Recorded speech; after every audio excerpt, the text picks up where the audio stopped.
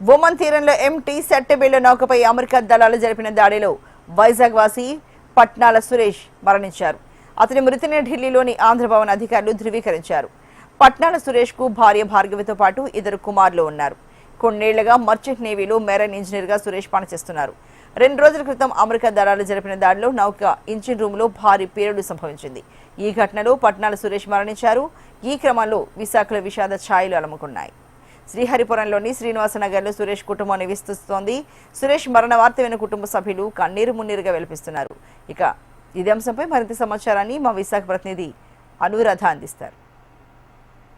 Oman తీరంలో భారతీయుల మీద ఒక అమెరికా నౌకకి సంబంధించి ఒక దాడి జరిగింది. ఈ దాడిలో 3 భారతీయులు మృత్యువాత పడ్డారు. అందులో విశాఖవాసి సురేష్ పట్నాల కూడా ఉన్నారు.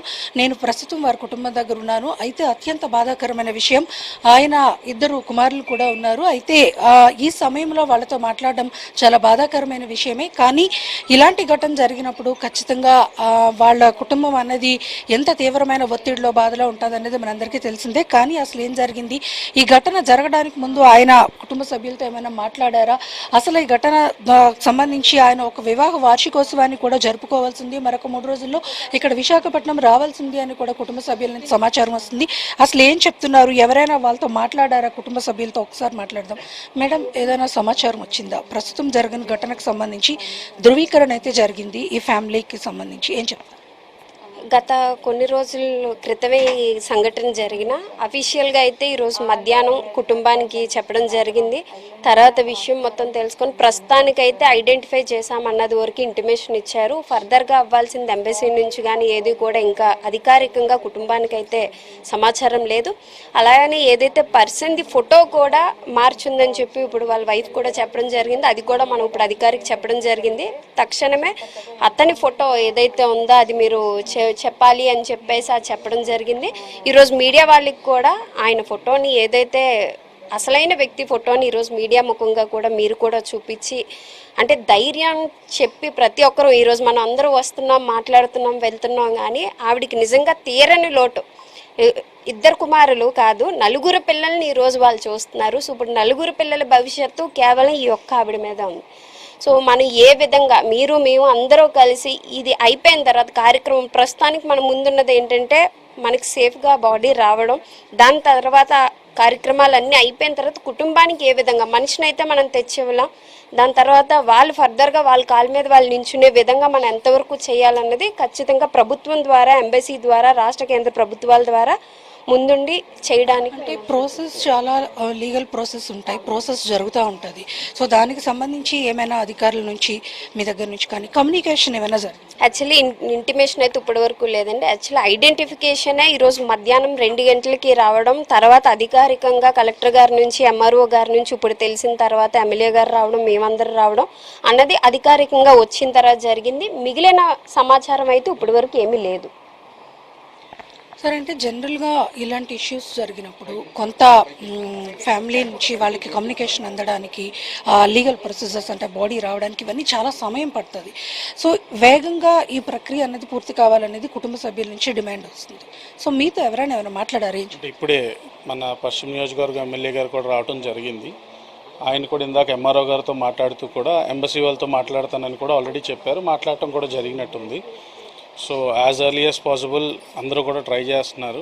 బేసిక్గా ఏంటంటే ఇంక ఈ మూమెంట్లో అంతకుమించి ఫ్యామిలీని మనం ఎక్కువగా డిసప్పాయింట్ చేయటం కూడా అది ఒక పద్ధతిగా కాదనుకొని ఎవరి ప్రొసీజర్ వాళ్ళు చేస్తున్నారు.